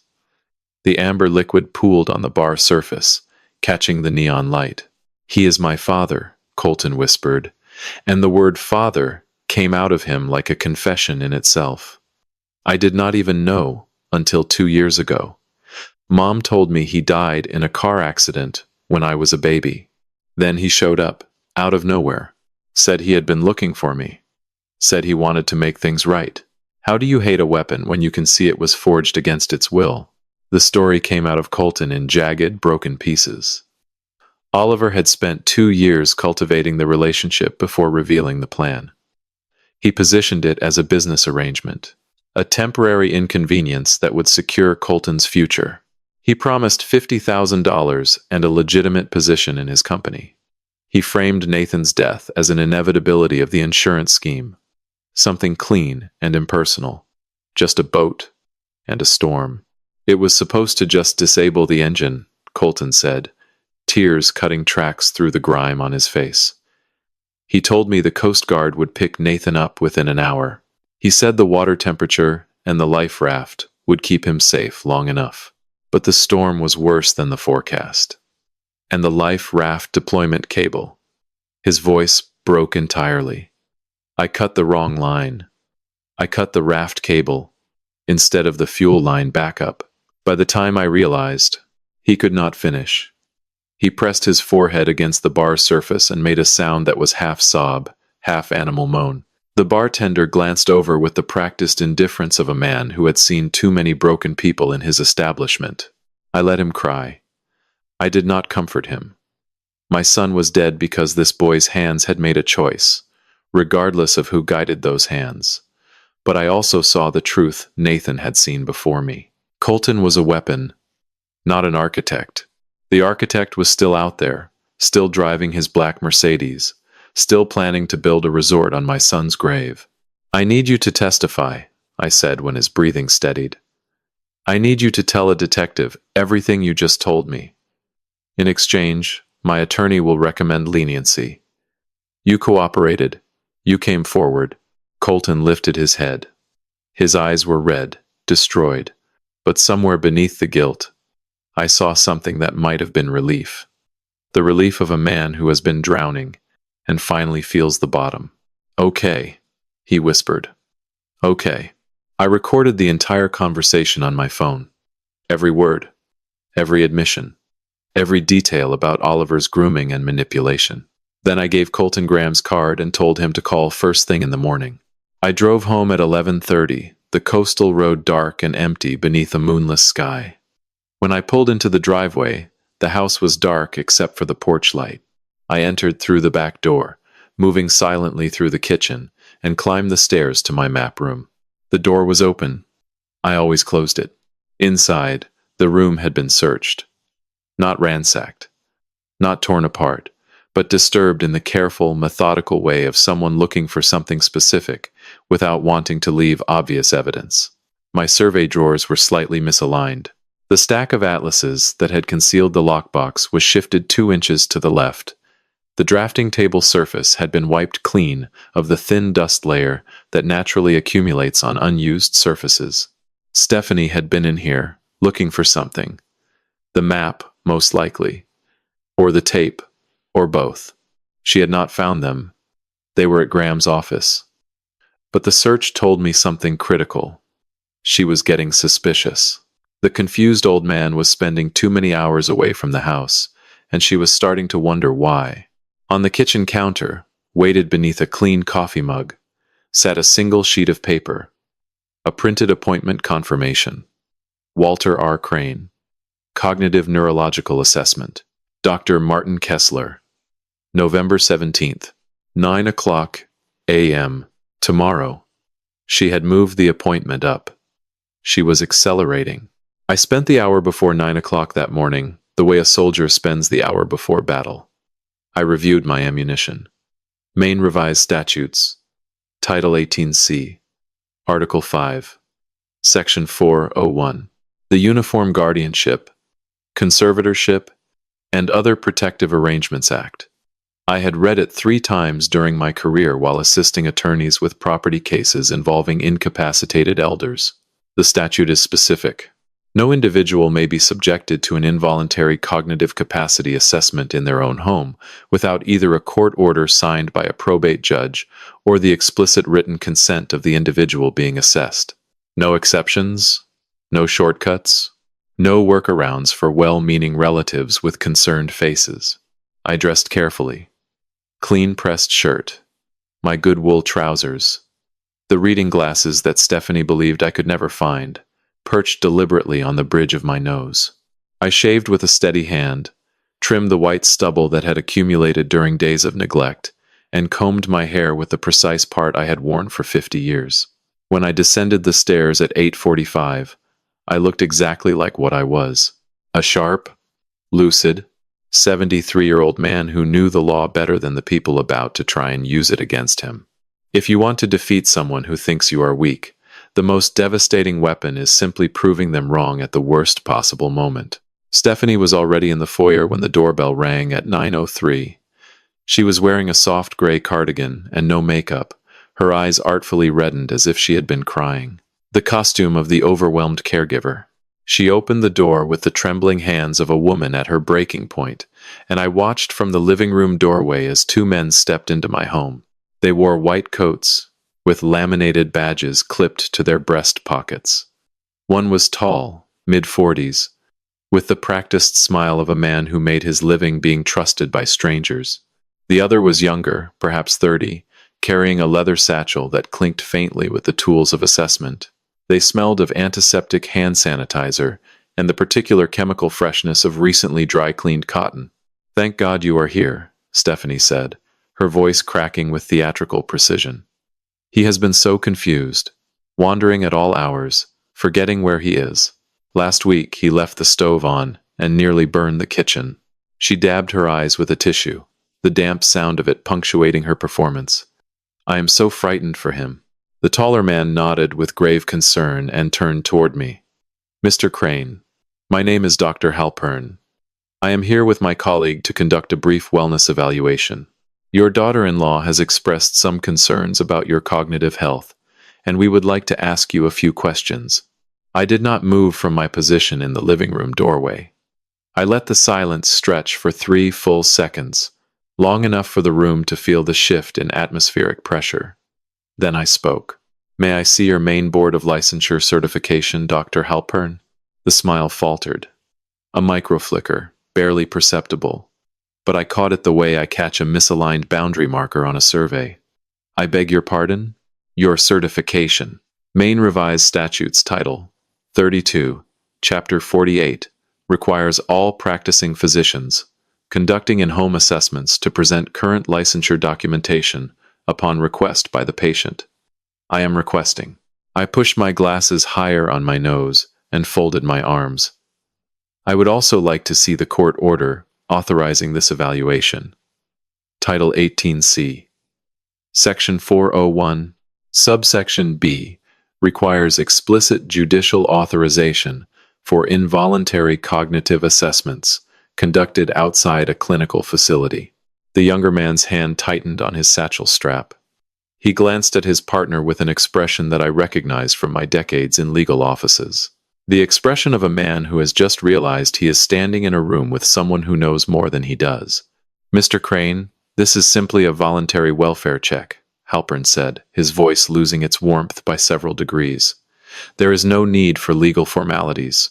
We are here at the request of your family. Then you are here without my consent, I replied, my voice level as a plumb line, and without judicial authorization, which means your presence in my home constitutes trespass under Title 17A, Section 402. I am asking you to leave. If you do not leave within 60 seconds, I will contact the Cumberland County Sheriff's Department and file a formal complaint. I pulled my phone from my pocket and held it up, the screen visible. The camera app was open. Recording. The red dot blinked steadily in the corner. Is there anything more satisfying than watching a bully discover that the old man he came to cage is the one holding the keys? Halpern's composure cracked like thin ice. He took a half-step backward, his colleague already turning toward the door. There seems to have been a miscommunication, he said, his voice tight. We will reschedule through proper channels. You will not reschedule at all, I said, because when I run your badge number through the licensure database, I suspect I will find that you are not affiliated with any hospital or medical practice in the state of Maine. Am I wrong? They did not answer. They left. The front door closed behind them with a sound that echoed through the foyer like the slam of a cell door. Through the window, I watched them climb into a white sedan with no medical markings and pull away with the urgency of men who had just been caught in a lie. I turned to Stephanie. She stood in the hallway, her tissue crushed in her fist, her performance of fragile concern frozen on her face like a mask that no longer fit. For 3 seconds, we simply looked at each other. Then she turned and walked upstairs without a word. I waited. 20 minutes later, from the kitchen camera feed on my phone, I watched her make a call. The microphone on the camera was not sensitive enough to capture words through a closed door. But I did not need words. I needed what happened next. At 11:45, my phone buzzed with a notification from the kitchen camera. Stephanie was on the phone again, pacing the length of the counter. This time, she had left the kitchen door ajar. The audio was faint but intelligible. A man's voice on speaker, clipped and angry. I recognized the cadence immediately. Oliver Brandt. He is sharper than we thought. Oliver's voice crackled through the tiny speaker. The buyers in Boston are getting nervous. If we do not have clear title by December 15th, they walk. We need to accelerate the timeline. Get the real doctors in there, or find another way to get him out of that house. December 15th. 3 weeks from now. The clock was ticking, and for the first time I knew exactly how much time was left on it. I had 2 points remaining on Nathan's map, and I had 3 weeks to reach them both before the walls closed in. I did not wait for the weekend. Every day I spent inside that house was another day Stephanie had to adjust her strategy, and Oliver's December 15th deadline was a blade hanging over both of us. Point 6 on Nathan's map was located in Scarborough, a 20-minute drive south along Route 1, at a small branch post office tucked between a hardware store and a pizza restaurant. Nathan had rented a P.O. box there under the name of his shell company, Crane Maritime Consulting LLC. The box number was written on the map in Nathan's compact handwriting, followed by the combination. I arrived at 10 in the morning, a Tuesday, when the post office lobby was empty, except for an elderly woman mailing a package and a clerk who barely looked up from his scanner as I crossed to the wall of bronze-numbered boxes. Box 317 opened with 3 turns of the dial. Inside sat a single padded envelope, bulky and heavy, sealed with packing tape and marked with Nathan's initials in the corner. I took it to my car without opening it, drove to a parking lot behind a seafood restaurant that was closed for the season, and tore the envelope open on the passenger seat. An external hard drive. Small, black, portable, with a USB cable coiled neatly beside it and a sticky note that read, "Everything they moved. Every dollar. Every email. Plug into any computer with a reader. The files are not encrypted. I wanted you to be able to read them without help. How much money does it take to fill the hole left by a murdered son? There is no number, but $340,000 is apparently enough to buy the people who dug the hole a new life in the Caribbean." I drove to the Portland Public Library, found a public computer terminal in the back corner of the second floor, and plugged in the drive. The contents were organized with the meticulous precision of a man who knew these files would be read by a jury. 3 main folders: financial transfers, email correspondence, insurance documentation.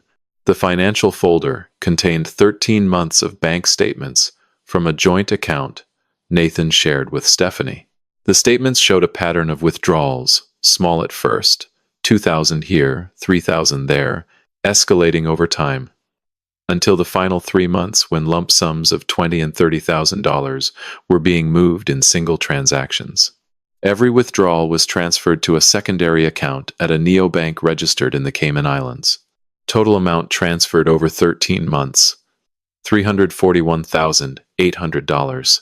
The account was registered to a holding company called Seaside Equity Partners, a name that appeared nowhere in any legitimate business registry I could find.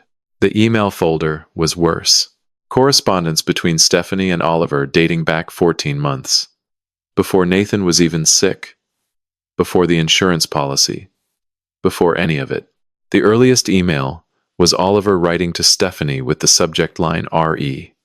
Timeline, and a body that read simply, "Once Walter is committed, we sell within 30 days. Boston Group is ready.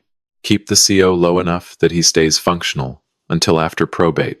They had planned my incapacitation before they even started killing Nathan. I was the first target.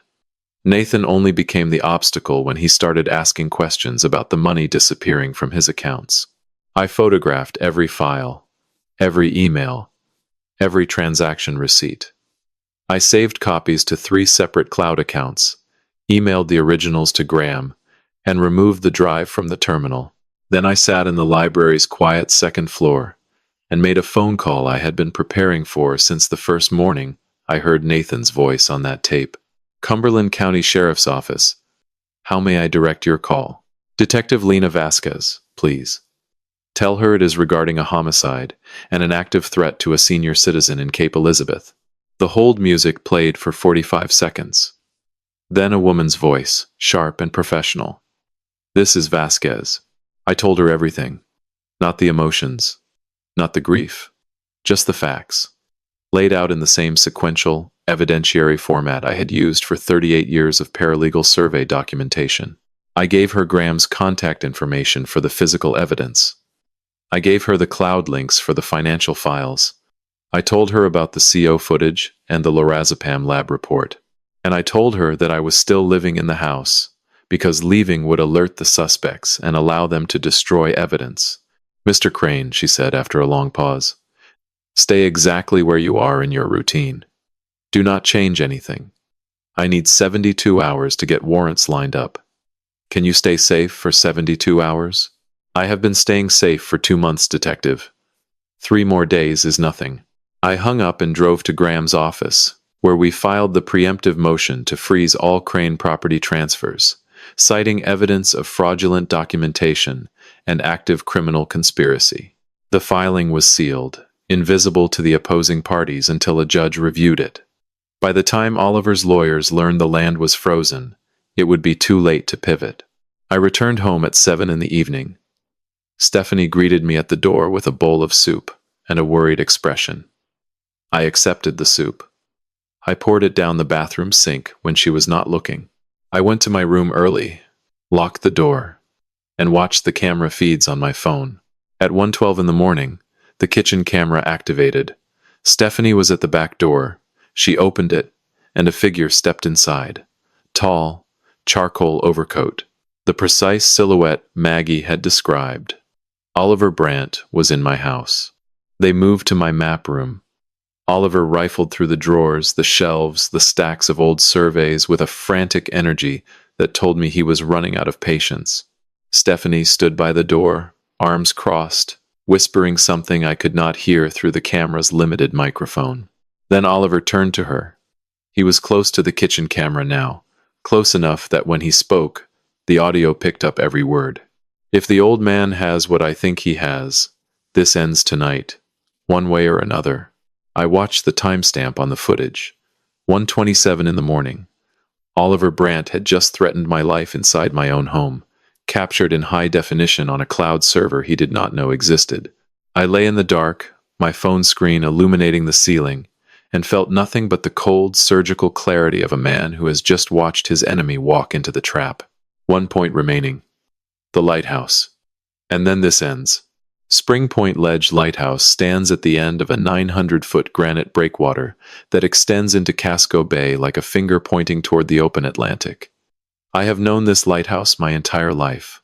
It was built in 1897, a spark plug-shaped tower of cast iron and brick that once guided ships through the treacherous ledges at the entrance to Portland Harbor. The breakwater is narrow, barely 6 feet wide, with the ocean surging on both sides, and no railing to stop a man from falling if the wind catches him wrong. I arrived at 5:30 in the morning, before the dog walkers and joggers who would populate the path by 7.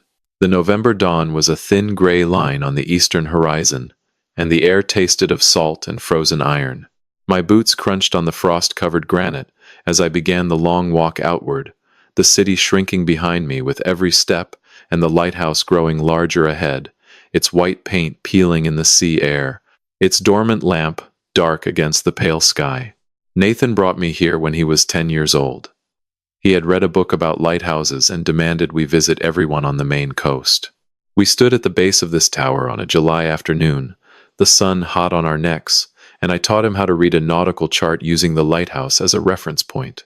I showed him how the UTM grid overlaid the physical landscape, how numbers on a page translated to real positions in the real world.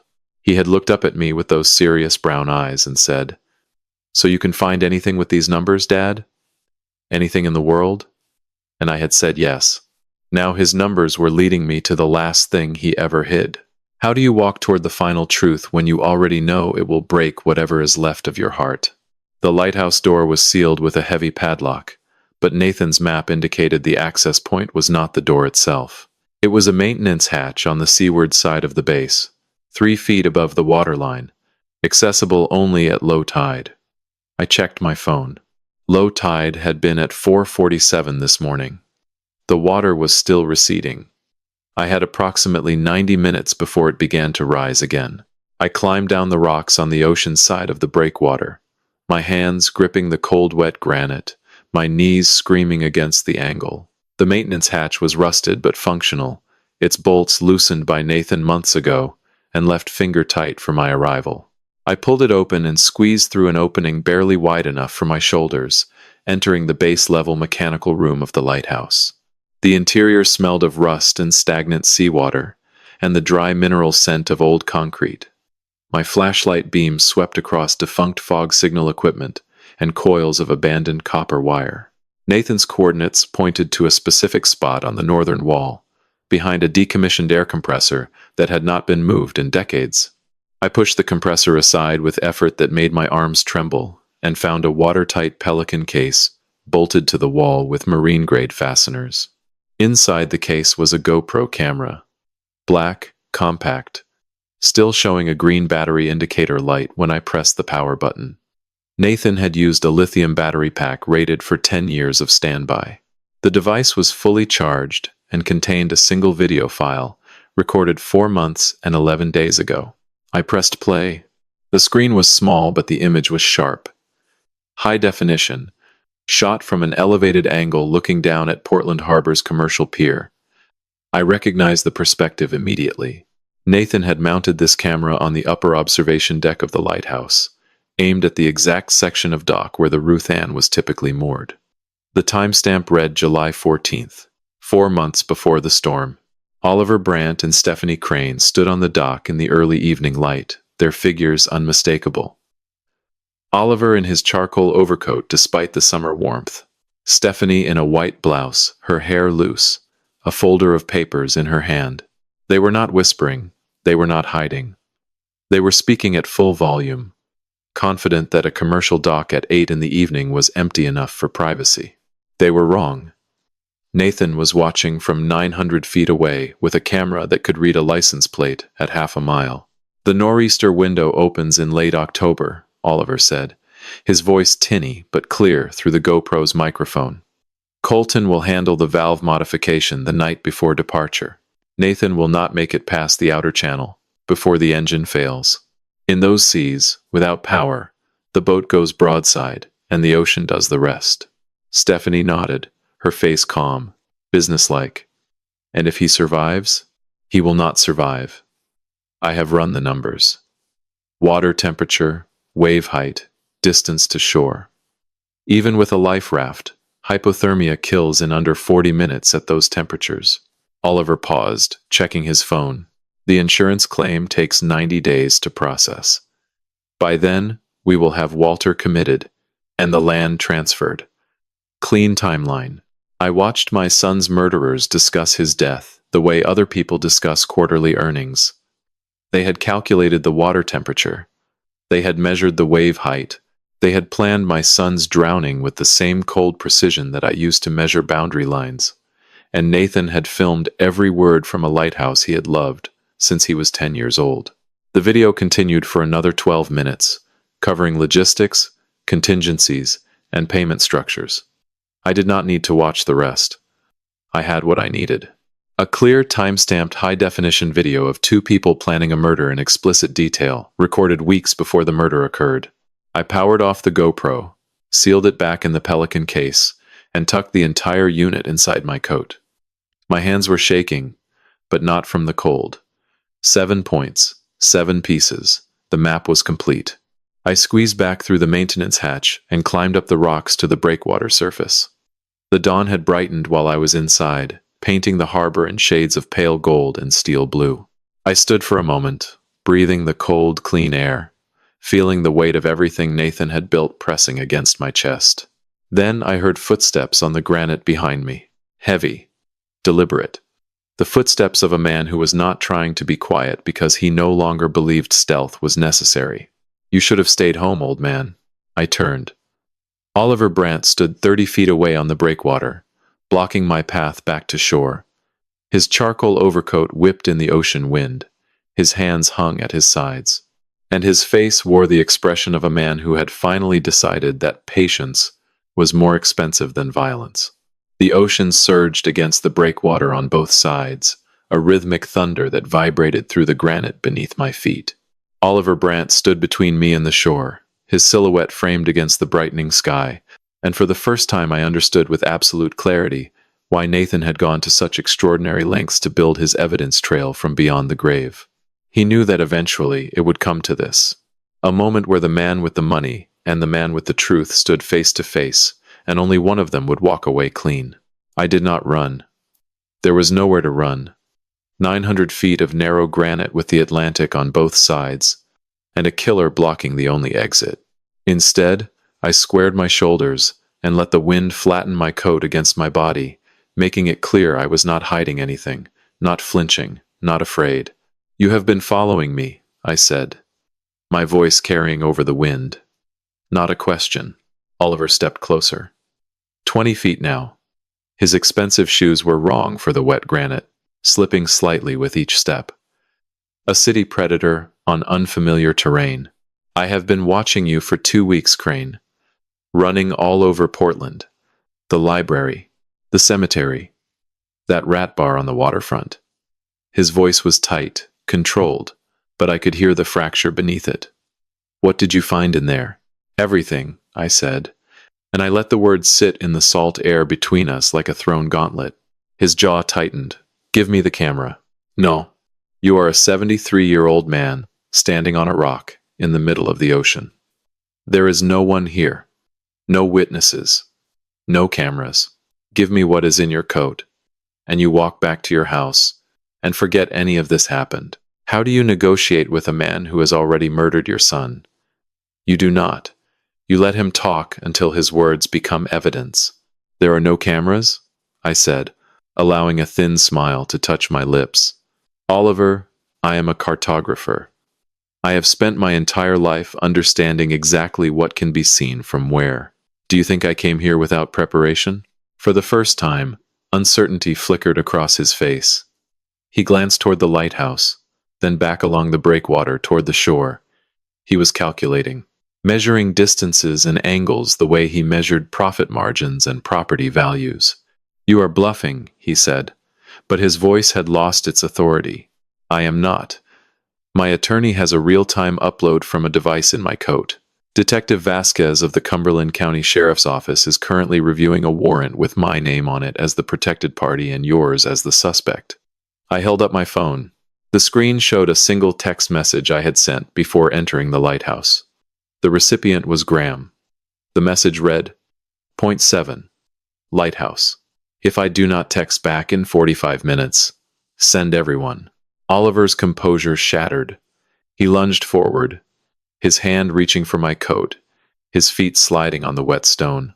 I stepped sideways, pressing my back against the low granite edge of the breakwater, and his momentum carried him past me.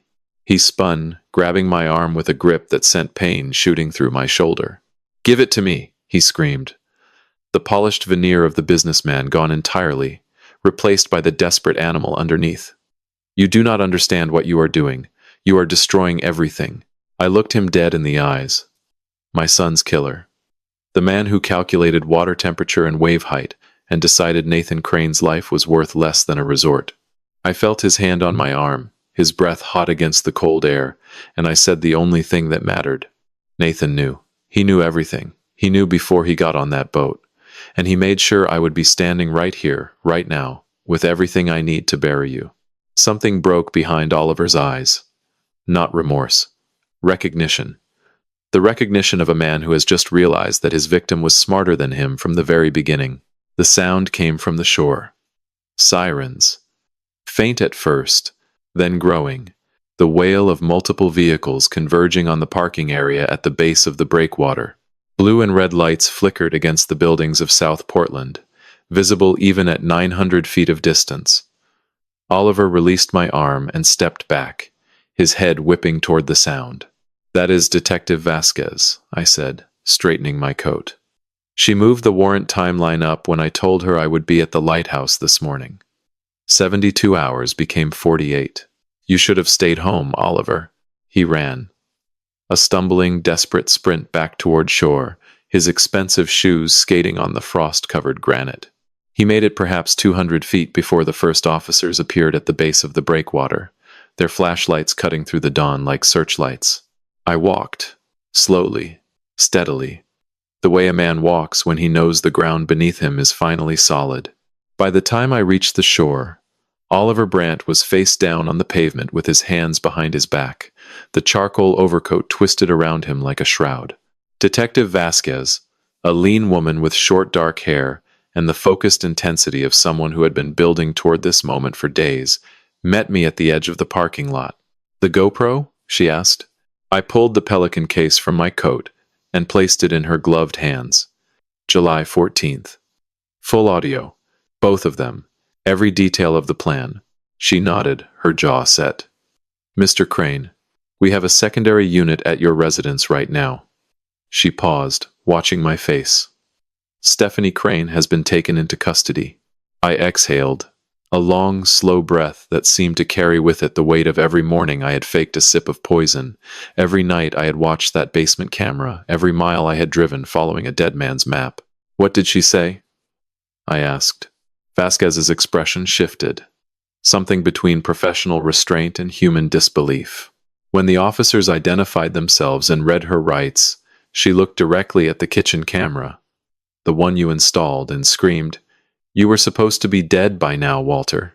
I stood in the cold morning light, the sound of the ocean at my back, and the flash of police lights painting the pavement in front of me, and I felt something I had not felt since the moment that lockbox arrived at my door. It was not triumph. It was not satisfaction. It was the specific, heavy silence that comes when a machine that has been running on nothing but willpower and rage finally receives permission to stop.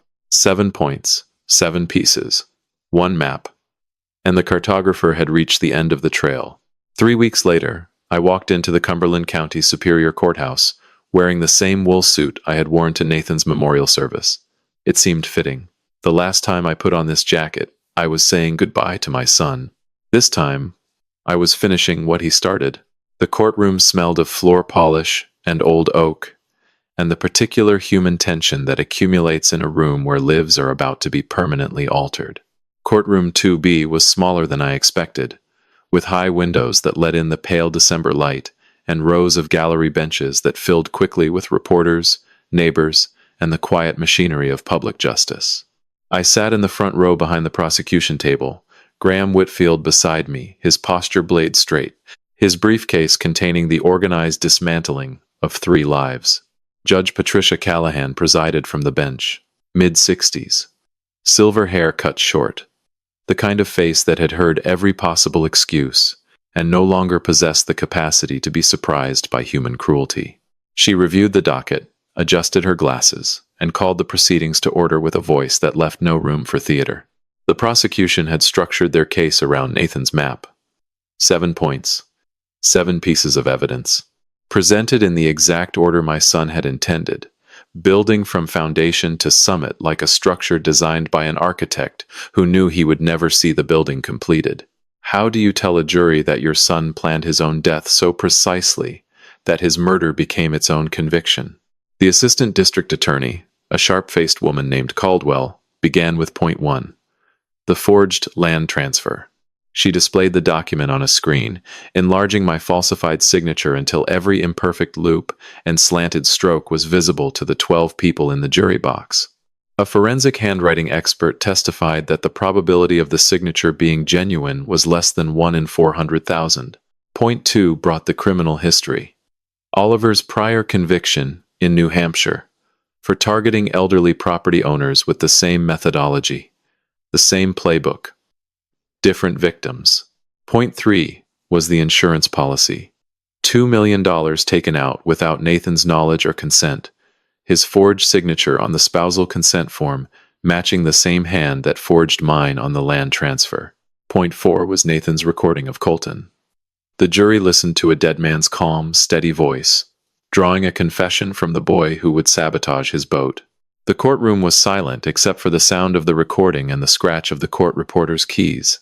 Point 5 was the fuel valve invoice, a murder weapon purchased on a corporate credit card. The absurdity of it drew visible reactions from 2 jurors who shook their heads in disbelief. Point 6 was the financial trail. $341,000 routed through the Cayman Islands. Emails discussing my incapacitation in clinical, managerial language. The CO footage of Stephanie adjusting the furnace at 2:17 in the morning. The lab report confirming lorazepam at 4 times the therapeutic dose. Each piece laid on top of the previous one. Each connection made explicit. By the time Caldwell reached point 7, the courtroom was holding its collective breath. The GoPro footage played on a screen mounted beside the jury box. Oliver Brandt and Stephanie Crane, standing on a dock in the July evening light, discussing the mechanics of murder with the emotional detachment of engineers reviewing blueprints, water temperature, wave height, insurance timelines, the date stamp glowing in the corner. 4 months before Nathan's boat went down. No one moved. No one breathed. The sound of Oliver's voice saying he will not survive. I have run the numbers hung in the air, like smoke after a detonation. Then Stephanie broke. She turned in her seat at the defense table and looked directly at Oliver, seated in the adjacent defendant's chair. Her face was white, contorted, and the sound that came out of her was not a whisper, but a scream that cut through the courtroom like breaking glass. You promised me this would never surface. You said you checked the lighthouse. You said there was nothing there. Her attorney grabbed her arm. The judge slammed the gavel, but the words were already in the record, captured by the court reporter, heard by 12 jurors, and entered into the permanent transcript of the state of Maine versus Stephanie M. Crane. Another confession, offered freely in a moment of rage, more damning than any rehearsed testimony. Colton Brandt took the stand as a cooperating witness. He was thin and pale in a county-issued suit that did not fit, his hands trembling on the railing of the witness box. He told his story without embellishment. The absent father who appeared 2 years ago with promises and purpose. The slow grooming toward conspiracy. The night on the boat, when he cut the wrong line. He wept when he described the sound of Nathan's radio going silent in the storm. The jury deliberated for 3 hours and 40 minutes. Guilty, on all counts. Judge Callahan's sentencing was delivered in a voice that made the oak paneling of the courtroom seem to vibrate. Stephanie Marie Crane. Murder in the first degree. Attempted murder. Conspiracy. Insurance fraud. Elder abuse. Life imprisonment without the possibility of parole. She would die in a cell. Oliver Raymond Brandt. Conspiracy to commit murder. Fraud. Attempted assault. Criminal trespass. 35 years, with a minimum of 28 before parole eligibility. He would be 87 years old before he saw daylight. Colton James Brandt. Involuntary manslaughter. Conspiracy. Cooperation agreement. 8 years with eligibility for supervised release in 5. The judge acknowledged his age, his manipulation, and his cooperation, but she did not spare him the weight of consequence. When the sentences were read, I did not feel triumph. I looked at the empty chair beside me in the gallery. The chair where Nathan should have been sitting. The chair where a 46-year-old man with hands like dock rope and a laugh that could cut through fog should have been watching justice delivered for his own murder. Every map has a legend, Nathan, I whispered, low enough that only Graham could hear. You were mine. Graham placed a hand on my shoulder. The weight of it was grounding, real, human. I pressed my palm flat against the oak railing in front of me, feeling the grain of the wood, the solidity of a world that had finally stopped spinning. The courthouse doors opened to December sunlight. Cold, clean, blinding. The kind of light that does not forgive shadows.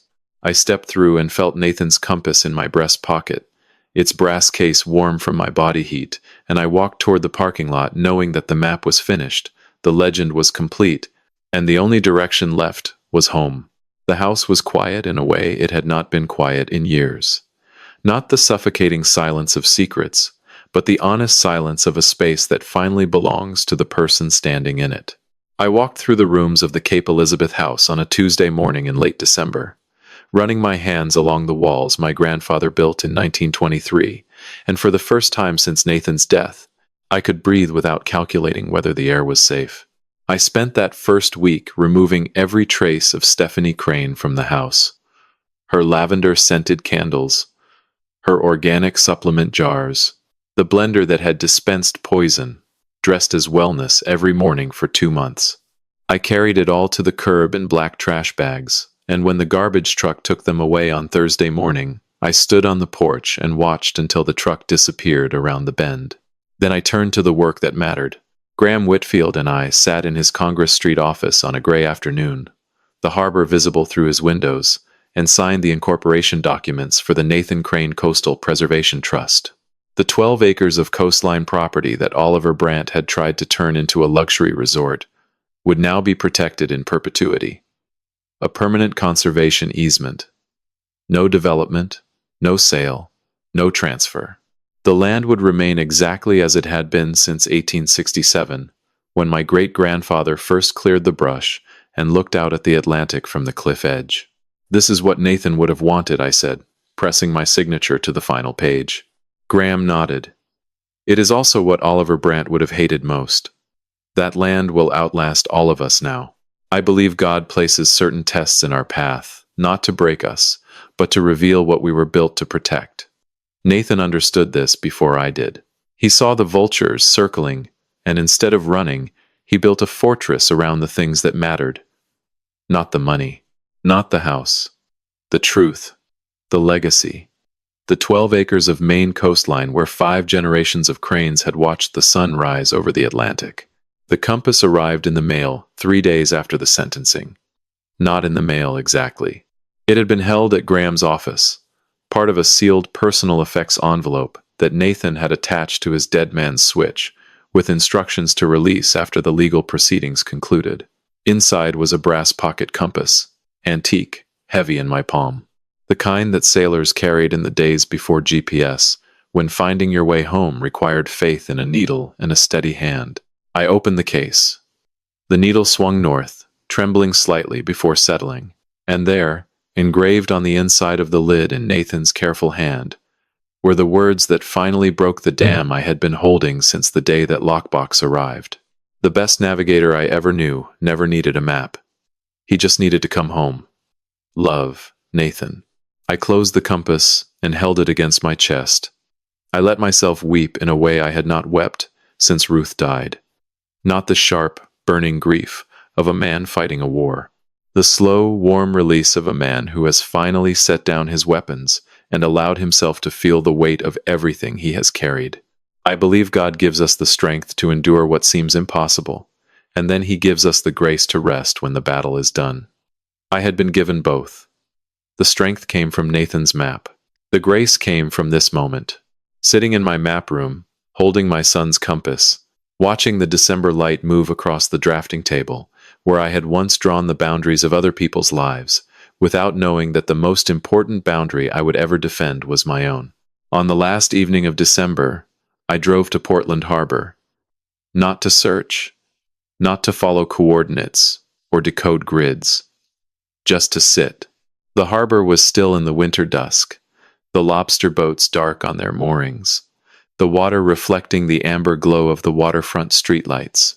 I parked at the same lot near the ferry terminal, where this journey had begun weeks ago, and walked to a bench at the edge of the commercial pier. The air smelled of salt and cold iron and the faint diesel residue of boats that had gone home for the season. I sat with the compass in my pocket, and Nathan's memory in my chest, and watched the last light of the year fade over Casco Bay. A man's legacy is not measured in acres or dollars, or the verdicts read in his name. It is measured in the people who remember him clearly enough to finish what he started. Nathan did not die in vain. He died with a plan, and I was the instrument he trusted to execute it. I believe God places us exactly where we need to be, at exactly the moment we need to be there. He placed me in that house with a lockbox and a map, and 73 years of experience reading the invisible lines that separate truth from deception. He placed Nathan's voice on that tape at the exact frequency required to wake an old man from a chemical sleep and put him on the path to justice. If there is one thing I want you to carry from this story, it is this. Pay attention to the people in your home. Trust your instincts when something feels wrong. Do not let grief or love silence the voice in your chest that says this is not right. Ask the hard questions. Demand the honest answers. Protect what was given to you by the people who came before, because legacy is not just what you inherit, it is what you defend. And if you are ever an old man sitting in a quiet house, wondering whether the world still needs you, remember Walter Crane. Remember that a 73-year-old cartographer with a crescent wrench and a $37 carbon monoxide detector brought down a $10 million conspiracy.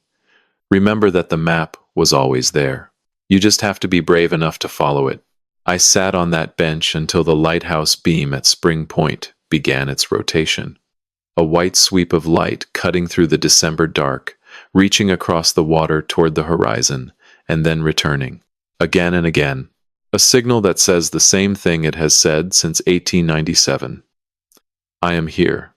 The rocks are here. Come home safe. I turned my collar against the cold and walked back to my car. The compass ticked softly against my chest with every step. And somewhere out on the water, beyond the reach of the light, I swear I heard the low, familiar rumble of the Ruth Ann's engine. Steady and sure, heading home. Thank you for staying with me until the end of this journey. Leave a comment and tell me honestly, what would you do if you discovered the people in your own home were plotting against you? I would truly value hearing your perspective. If this story moved you, consider subscribing so you do not miss the next chapter of stories like this. And remember, while this narrative draws inspiration from real-world issues of trust and betrayal, certain elements have been dramatized for storytelling purposes. Take care of yourselves, and take care of the people who trust you with their lives.